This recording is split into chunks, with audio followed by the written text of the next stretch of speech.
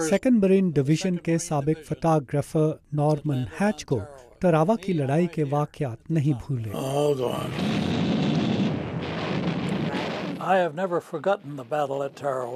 टरावा की लड़ाई में कभी नहीं भूला। इस जंग में जापानियों के 4000 लोग हलाक हुए थे। 76 घंटों की लड़ाई में हमारे 1000 से ज्यादा फौजी हलाक और तकरीबन 2200 जख्मी हुए थे। 91 साला नॉर्मन को तकरीबन 70 साल बाद भी सब याद है। जब आप लड़ाई में जाते हैं तो आपका खून जोश मारता है और आप अपने काम में लग जाते हैं। मेरा काम तस्वीरें खींचना था। मुझे जैसे भी मुमकिन हो अच्छी तस्वीरें खींचनी थी। उनके पास 35 मिलीमीटर वाला मूवी कैमरा था और वो उसे लेकर फौजियों के साथ जजीरे पर उतरे। कैमरे के लेंस से देखते हुए और स्टोरी के खाके के बारे में सोचते हुए मुझे ऐसे लगता जैसे आप फिल्म देख रहे हों। तो एक लिहाज से मुझे महसूस हुआ कि मैं अपने इर्द गिर्द होने वाले वाकयात से बेनियाज हूँ। यहाँ तक कि जब उन्होंने अपने साथियों को गोली लगते देखा तो भी उन्होंने अपना काम जारी रखा।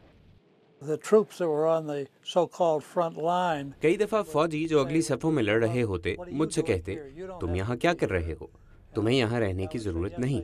तो मैं कहता कि जरूरत है, क्योंकि लोगों को पता चलना चाहिए कि हम क्या कर रहे हैं और असल में ये फिल्म देखकर उन्हें इस जंग के बारे में मालूम होगा। अमेरिकी सदर फ्रैंकलिन रोज़वेल्ट को नॉर्मन की फिल्म की नुमाइश के लिए खास इजाजत देना पड़ी, क्योंकि इसमें जख्मियों की दिल हिला देने वाली तस्वीरें थीं। हकीकत में तब तक किसी ने भी लड़ाई को इतने करीब से नहीं देखा था। टरावा पहली फिल्म थी जिसमें अवाम ने हकीकी जंग को देखा और इसमें हमारे लोग भी थे और जापानी भी।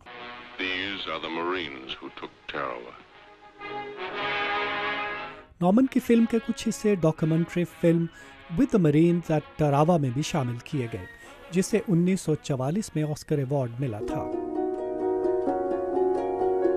अब एक नई documentary film until they are home में भी उनकी बनाई हुई फुटेज को इस्तेमाल किया गया है।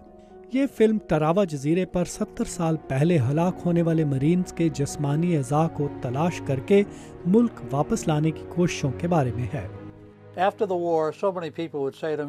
जंग के बाद बहुत से लोग मुझसे पूछते थे कि आप सारे मैदान जंग में घूम रहे थे और तुम्हें गोली नहीं लगी। मेरे पास इसका कोई जवाब नहीं। आप इस उम्मीद पर खतरा मोल लेते हैं कि आप जीतेंगे। ये कुछ ऐसे ही है। जून सो के साथ नदीम याकूब, उर्दू VOA।